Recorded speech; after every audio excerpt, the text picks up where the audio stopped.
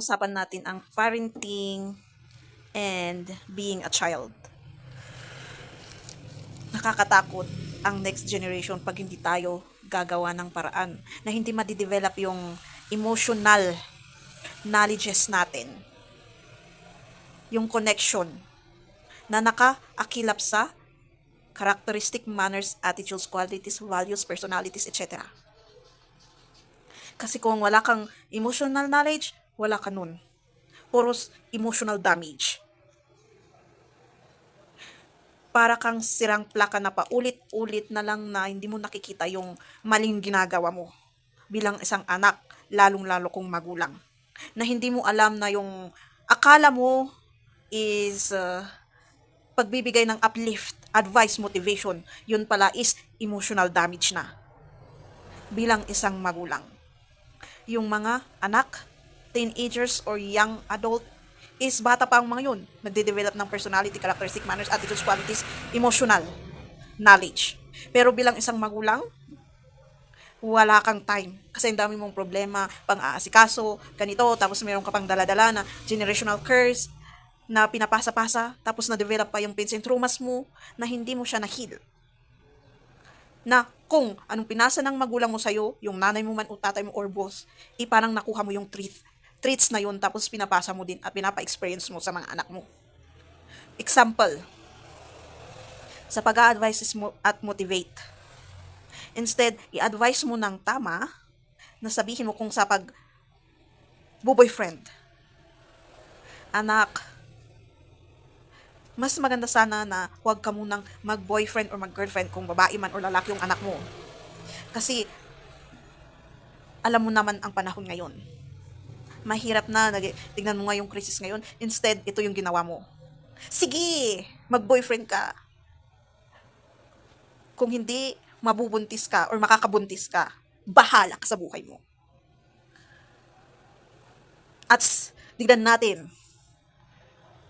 kung kaya mo yung mga problema na dumating sa buhay mo. Tignan mo nga yung buhay natin.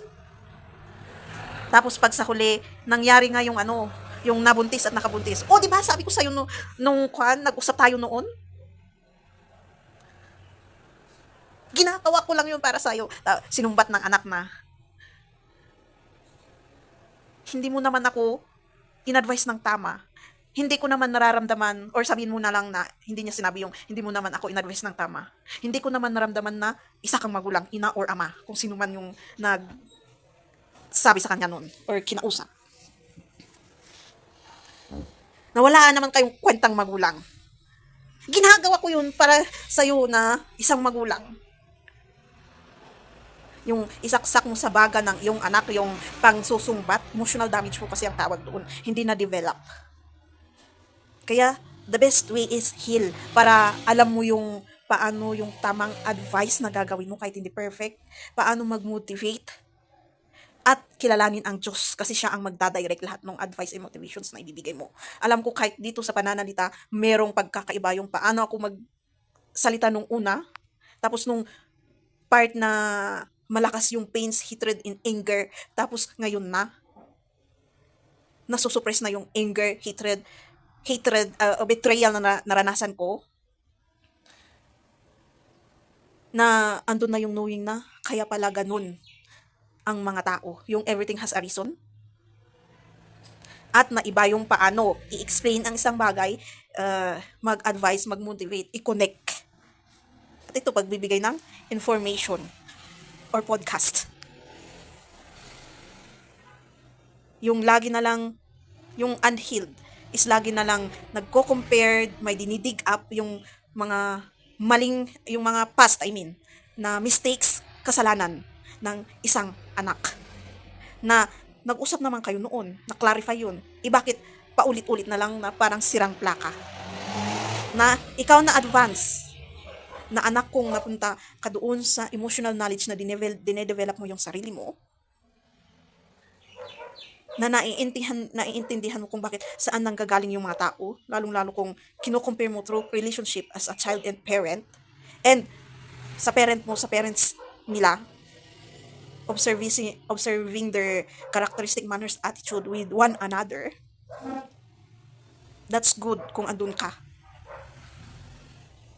And recognizing yourself as a human being in your relationship with God, gumagawa ka ng paraan para iligtas yang generations mo. Ibig sabihin, ikaw ang generational curse breaker. You welcome the knowledge and everything ring. Cutting the curse, reversing the mistakes that is being passed. Tapos, pag ganun na kahit pa ulit-ulit na parang sirang plaka, the only way is, sometimes you will try to explain something for them kahit alam mong hindi nila maiintindihan. Pero most of the time, you're being silent because you understand something. Being wise na tinatawag nila. So bilang isang anak na advanced, or congratulations kung magulang yung gumawa nung generational curse breaking para sa pamilya, ama ka man or ina.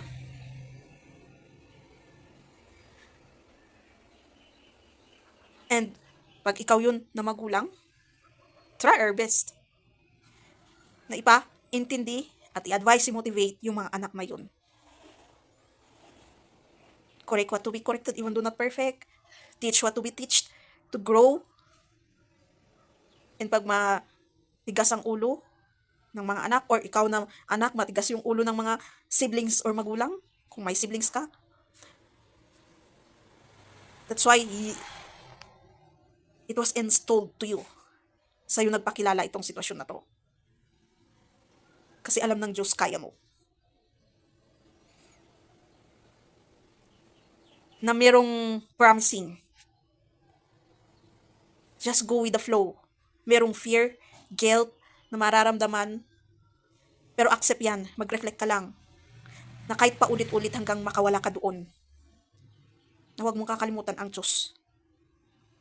Kasi pwedeng bumalik ulit sa dati. Always pray. Accept na nangyari yung sakit na yun. Kasi any sufferings naman na mangyayari sa stages, connections na yun, is may malaking magandang kapalit. Maaayos din yung relationships niyo na magkakapamilya. Kasi lahat is lost nga, hindi lang sa loob ng pamilya. Kahit sa trabaho, kahit sa labas, kahit sa neighborhood, kahit sa community, kahit sa country. Kaya lahat, kahit sa pagbibigay ng informasyon, minsan, may maririnig kang, wait. Tama ba yun or hindi? Or, narinig ko lang na? Or iba yung pagkakaintindi ko? Depende rin depende rin kasi sa sitwasyon ng feelings natin, yung pagkakaintindi natin sa messages. How we understand something or misunderstand something. Depende sa pakiramdam natin. Insecurities, envy, jealousy, happiness, sadness, okay lang, balance. And how we give information din.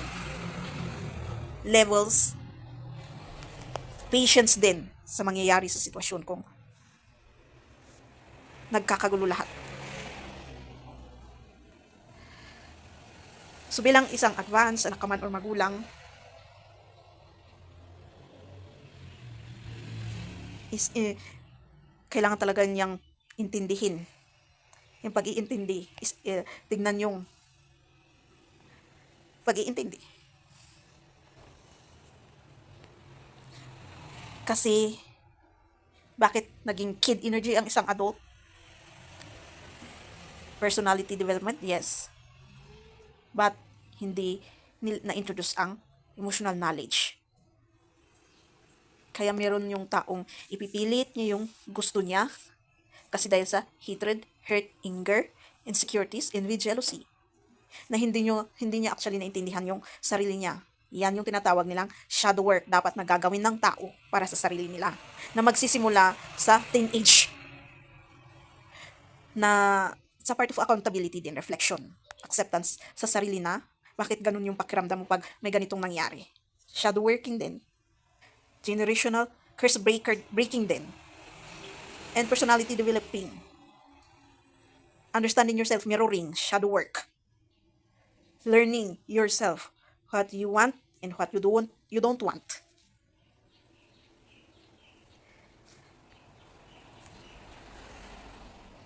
Na pag hindi naayos, lalong-lalo pag umiiral ka sa hurt, hatred, anger, pains, and traumas,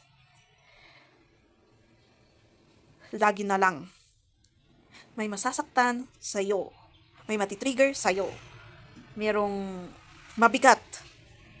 Kaya meron yung tinatawag nating meron nga tayong problema, madadagdag pa yung naririnig natin na problema sa buong mundo, tapos problema dyan, problema doon, problema sa trabaho, or sa school, isang pag nag-aral ka, problema dito, tapos sa bahay pa. Yung hindi mo na kayang i-accumulate yung pressure, kasi sarili mo mismo, hindi mo siya naiintindihan. Hindi mo nare-release.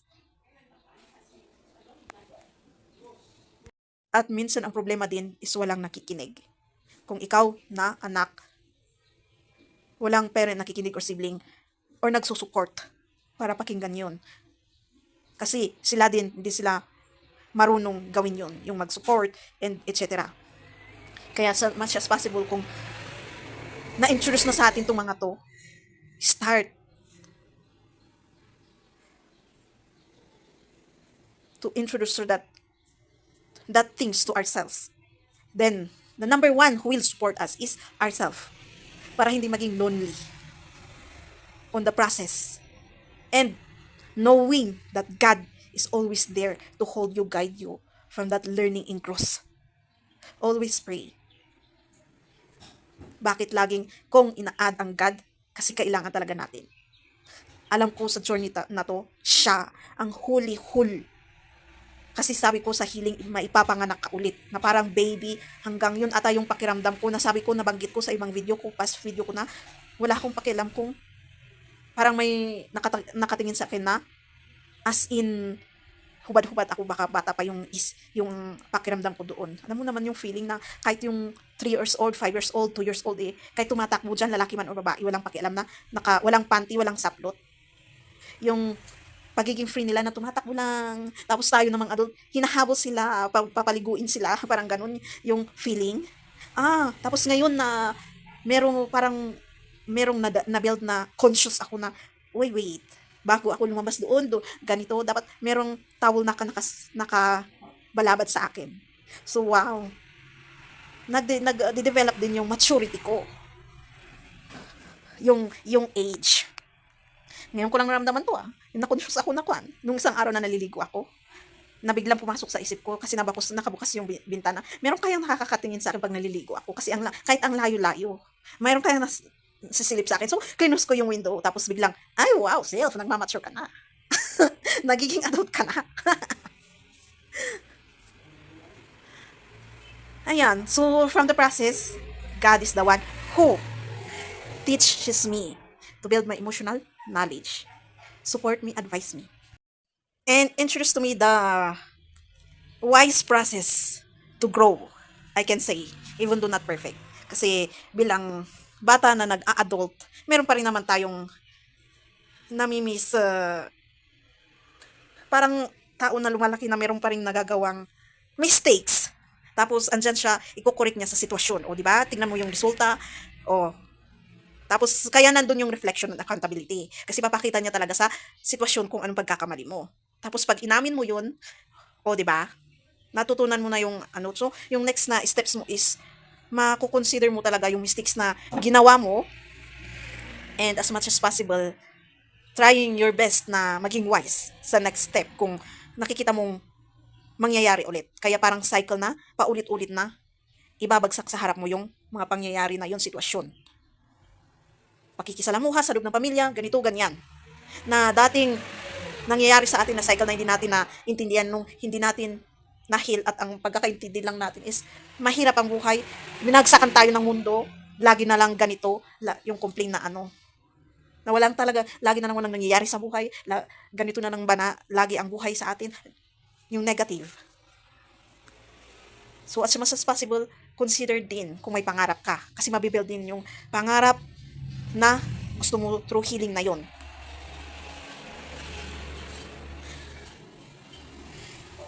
Na kung anong resources na meron dyan, use that imaginations and creativity na i-build yung pangarap na yon. Meron talaga yung darating na mauumay ka, mauupay ka. Pero, don't give up. Always remember God is always there. Holding you. Motivating you kung wala. Kasi hindi nga sana yung pamilya, friends, surroundings sa motivation na yun. Kundi bahala ka sa buhay mo. Tapos dadagdag pa yung tingin nila na mababa. Or sa sitwasyon. Kasi may ipapafeel ng sitwasyon ng paligid na hindi mangyayari yung pangarap mo, hindi magiging totoo. Para MAC na tinatawag nila, kailangan mangyari yon sa proseso. Paano mapuprove na? At the end kung kinaya mo yan, kahit anong hirap, paano mapuprove na? Kinaya mo nga. Now, tingnan mo na, naging successful ka. Kaya, okay lang mag-complain. Okay lang umiyak. Okay lang maramdaman yung mga pagod na yan. Basta kayanin pa din. Ilang beses ko din naramdaman yan. Parang, ang ginagawa na lang ng sarili is prayer sa Diyos. Tapos, inaaliw ang sarili. And, mas inaaral pa ang sarili. Tapos, mas inaaral pa yung patient and understanding kasi nawawala talaga yung patient and understanding na parang napalit sa atin na generation is kailangan may resulta agad. Kailangan meron at na kung hindi mag-give up ako. Parang sinasabi mo sa life na parang parang ipamukha. Gusto mong ipamukha na kung hindi sisirain ko tong sinimulan kong to. Yun tuloy, nag-give up, sinira nga. Sa huli, imbis na may resulta na maganda, walang nangyari. Sa pagbibuild ng business, gaano ka ka-patient, gaano ka persistent na tinatawag nila. Kailangan din i-consider yung simple budgeting and managing or sa relationship ng partnership, pag-aasawa. Understanding, patient, confirmation, nag-atching. Budgeting din, respect, honesty, di ba? Lahat naman, kahit anong banda, lahat yun, a-apply, ayan. So, hayaan mo yung mga taong gustong isuppress ka, kung nagsasalita ka ng katotohanan, gusto mong kunin yung courage and confidence para isa ka sa taong may courage and confidence para i-correct yung mali. Gusto nilang parang putulin yung dila mo or patahimikin ka. Ikaw ang bahala. Kasi sarili lang din sa huli ang hahadlang sa'yo. Kahit pa anong klaseng sitwasyon yan. Paulit-ulit mong idig kung sino ba talagang humahadlang sa'yo. Sarili. Sila is ang first party na sisira is ikaw. Ang second party or third party is sila. Second in party lang sila. Ang number one na sisira sa sarili mo is ikaw. Kung mag-give up ka, ganito, ganyan. Dahil sa sinasabi nila, iniisip nila, ginagawa nila. Kasi simple ritual sa mga yun, di ba? So, sana may naintindihan kayo. So, kailangan talaga nating understanding na sa mga advance or lalong kung ikaw na anak. Kasi parang binagsakan ka agad ng mabigat na alalahanin, purpose ng mundo, lalo kung nagsisimula ka palang makilala ang sarili mo, personality mo, yung mga emotional knowledge, damage yung sasabihin ko sana, knowledge, na di-develop mo yung personality mo, characteristics, manners, or values, intuition, guts, instinct, etc. And kailangan mong i-consider din yung mag-relationship. Kailangan ka talagang handa, physical, spiritual, mental, spiritual. Yan na rin yung pinakit ko na to. Kasi yan ang magiging trabaho mo din as a magulang na ipapasa mo sa anak at yung ipapasa ng anak mo sa anak nila, yung magiging apu-apu-apuhan mo generations. Kaya masasabi ko mang handa din ako. Ewan ko pa. Eh, sa sitwasyon, hindi pa, for sure. Emotional, spiritual, pwede. 50-50 tayo. Kahit adult na ako. Single adult. And develop yourself. Ito, pag natin na kakalimutan. Develop ourselves not to always remember loneliness. Na kaya mo mag-isa. Kasi sa relationship, la, lalabas talaga yung kagustuhan.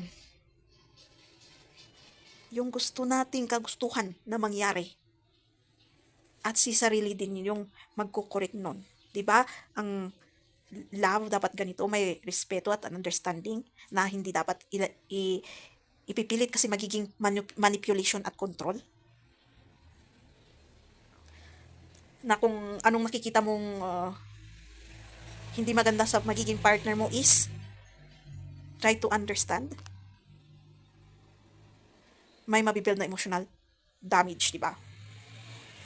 So as much as possible, build yourself that you can alone, even with partner. Parang yun yung nabibuild sa akin ngayon. Kaya siguro, sa topic ko na about love is na-introduce yung mga taong yun. Parang pinapaano sa akin na ina-advise ng Diyos na, sige, may introduce ako sa yung mga tao. Magkakaibang age. Tapos, tignan mong mabuti. Gamitin mo yung introduce kong discernment, instinct, guts, intuition. Tapos kilalanin mo sila. Tapos kung anong tingin mo. So may napansin ka pang maganda or pangit sa ano nila, ugali or etc. And kung nga naman, pag titignan mong mabuti, kung nakita mo sa isang tao is interest lang yung nakita niya sa'yo kaya pinakilala niya yung sarili niya para maging partner mo, anong mangyayari? Na, tinapik mo yan dati, di ba? Tingnan nga natin kung kaya mong iano sa actual yung tinapik mo na yan. Parang ganun. Mahirap pala talaga pag interest. Pwedeng mahirap sa totoong love kasi may understanding and patient. Pero mas mahirap pag interest kasi yung tinitingnan lang ng taong yun is interest sa'yo. Tapos, yung gusto mo na pansinin ka naman as a totoong partner or ganito, ganyan. Pero nakikita mo nga interest. Mahirap walang proper communication, proper etc. Kahit nga ipunta natin sa bandang kayo na mag-iina, magkakapatid, neighbors, and friends. Kaya mas maganda talaga yung genuine connection. Yan yung totoong pagiging practicality. Nasa huli, magtutulungan, anumang klaseng community yan, yan is yung tinutukoy kong friendship, work, etc. Genuine, na kahit anong problema dumating, nag-away-away man kayo sa huli, na-solve din yun, kasi kayo-kayo lang din yung nag-solve na yun. Dahil hindi nyo kayang i-itsapwera yung isa't isa, kayo din mismo ang mag-go forward at mag-usap-usap na iaayos yun. Kasi pag interest, wala, di ba? Ay, hayaan mo siya munang mag-ayos, hindi ako. Hindi ako may kasalanan. Or kahit sabi mo nang, kahit ako ang may kasalanan, I know my worth.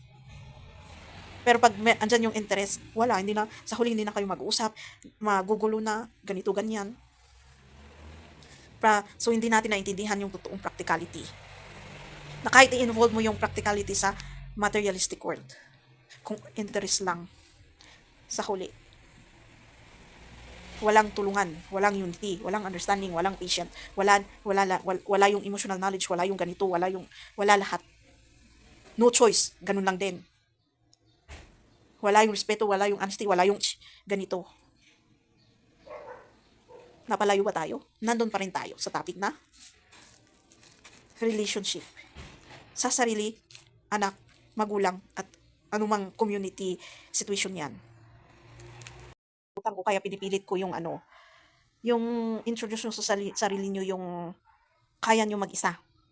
i-solve yung problem minsan. Kasi kayo mismo ang mag-go forward para i-resolve yung problem na yun na magkakaroon kayo ng courage and confidence na pag sa mag-asawa or relationship. Mahal, halika nga dito, mag-usap tayo. Kahit sabihin mong pagkakamali mo or pagkakamali niya, ikaw mismo yung willing na introduce yung i-correct yung pagkakamali sa sitwasyon. And it's a way to abuse you also. Yung malalaman ng partner mo na hindi mo kayang mawala siya, hindi mo kayang yung parang hayok na hayok ka sa attention niya. Minsan yun din ang dahilan kaya nakakagawa ka ng unwise decision at kasalanan. Na dahil sa pagpapansin, na gusto mong pansinin kanya, may nagagawa kang hindi maganda. Sinasaktan mo yung sarili mo or di kaya minsan pati nga anak ina-add. Or ikaw na magulang, gusto mong pansinin ng anak mo, kaya nakapagsalita ka ng hindi maganda. Or siya na anak, gustong magpapansin sa magulang, kaya nakakagawa ng hindi maganda sa sarili at sa dahil busy ka na magulang. Kaya introduce sa sarili yung, kung alam mong busy yung magulang, lalong-lalo na ikaw na anak, introduce mo yung kaya mong i-resolve yung mga simple problems like emotional sa sarili mo. It's a part na kung makita din naman yung magulang yung ginagawa mo, sila mismo ang gagawa ng paraan para ayos kayo at magkaroon ng banding. Pray to God also na kung hinihiling mo na, please God, mapansin naman ako ng magulang ko or mapansin naman ng anak ko, ako, na magkaroon kami ng banding. Kaya kailangan talaga natin ang Diyos dan sa connection. Lahat ng banda. Any kinds of relationship, friendship, jobs, community, etc. Now that I realize that one, well, let's pray. So ayan, mahaba-haba to. Thank you for watching. Don't forget to subscribe, click the notification, comment if you want, and share sa my next videos.